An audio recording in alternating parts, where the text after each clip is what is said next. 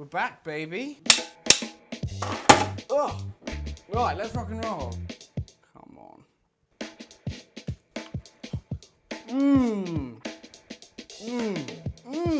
I am lost for words. So this is a pork shoulder, and we've taken the bone out. First thing we need to do is kind of chunk it up into kind of big pieces. And as you can see, we've got lovely fat in there, and that's going to render out. There's no real science with chunking things up. Don't be too precious about it. Just give that a good mix now. Now you don't want to use olive oil because it has quite a low smoke point. We want to use veg oil. Add in our pork and listen to this sound. Now if it doesn't make that sound, it's not hot enough. And what we're trying to achieve here is getting a really nice golden colour, because that's just going to give another element of flavour to our dish. Right, so while that cooks off, we just need to hack up our onions, thinly slice the carrot, and once we remove the pork from the pan, we can add in our veggies, and all that fat's going to go straight into the vegetables, and it's just going to enhance the dish so much. Pork cooking in the pan is always the best smell, I think. I think pork is a bit slept on, to be fair. For me, it's one of my favourites, like a slow-cooked pork belly as well. Oh, unbelievable. Right, okay, here we go. See that? That right there is flavour. And as you can see, you've got all that lovely caramelised pork fat in there. It's just full of flavour, and it'll be a crime to throw that away. So we caramelise the pork, and we're going to caramelise the veggies. Just cook those down so they're nice and sticky. So our onions and carrots have got really nice and jammy now. They're kind of caramelised, and that's all the natural sugars in the onion being released out, giving us just unbelievable flavour. Oh my God. That then gets introduced into the pan. About a tablespoon of tomato puree, smoked paprika, a bit of cumin, coriander, and some oregano. The smell is incredible in there. Back in with our pork, white wine, add in a stock cube, fill it up with water. Oh, I nearly forgot, we need to add in the tomatoes. So now it's at the boil, this just needs time. So it needs to go into an oven at 140 degrees Celsius for about 3 hours. So this is kind of like a herby, spicy, zesty, dressing type salsa / chutney thing. Or put it simply, it's kind of like my take on a salsa verde. We start off with these beautiful spring onions, which I've just seasoned with a little bit of veg oil, salt and pepper. This goes all into our blender, a load of mint. Taking care of business. We got a load of coriander. Just really stuff it in there. All the stalks carry so much flavour, so right down to the bottom, cram it in there. Some grated garlic, some lime juice. This is embarrassing. Oh! I thought you'd been hitting the gym. I have as well, this is so embarrassing. Oh! Oh my God. Max, can you do this, please? This is a bit embarrassing. Please don't do it easily.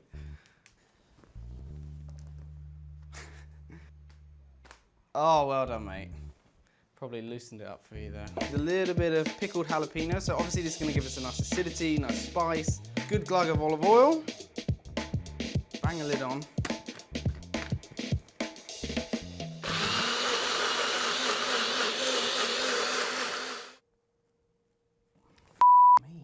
What's going on?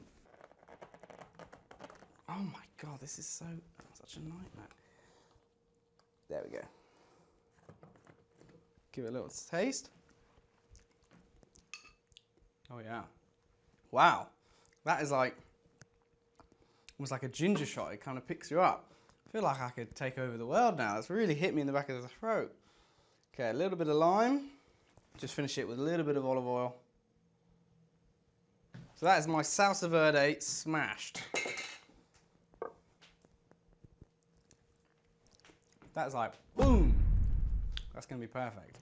Our beautiful pork stew is out of the oven. We're just gonna fish out all the pork. Aha. I just wanna show you how soft and tender this pork is. So as you can see, it just kind of tears apart. We're taking our attention back to the cooking liquor. Blitz it so it's nice and smooth, and then it's going to form as our sauce as well. So it's thickened up a little bit because we blended it, but it still needs to be reduced a bit more. Oh wow. While it boils, as you can see, it's boiling and all the water's boiling off it. Not only are you thickening the sauce, but you're intensifying the flavor, because it's kind of like orange squash. If it's more concentrated, it's going to be higher flavor. So that's what we're doing here. Pour it onto your pork. You don't want to drown it, remember. So you just want enough sauce to kind of coat everything evenly.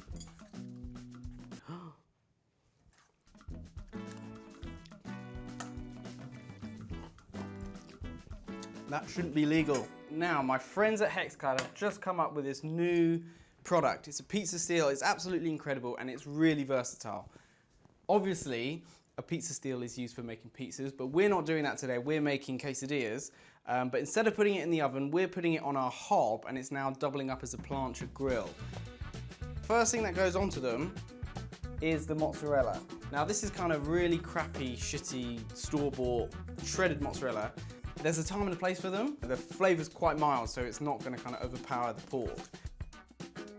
I mean, these are already looking like absolute dreams. Top them all off with a lid. Just add a little bit of veg oil onto each top. Honestly, the Hexclad products are the absolute bollocks. I mean, I do not ever want to go back. So whenever they release a new product, I'm always kind of like, you know, a kid on Christmas morning. I'm really excited to test it out and see how good it is, because they never miss. Right, let's see how these do.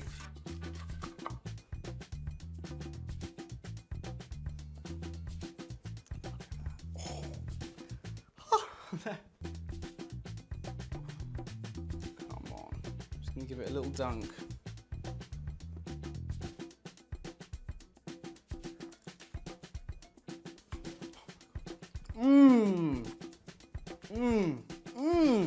I am lost for words. If you want to have an amazing Saturday, make the pork the day before, have all your mates over, cook these up, because I'm sure they're going to be an absolute crowd pleaser. Right.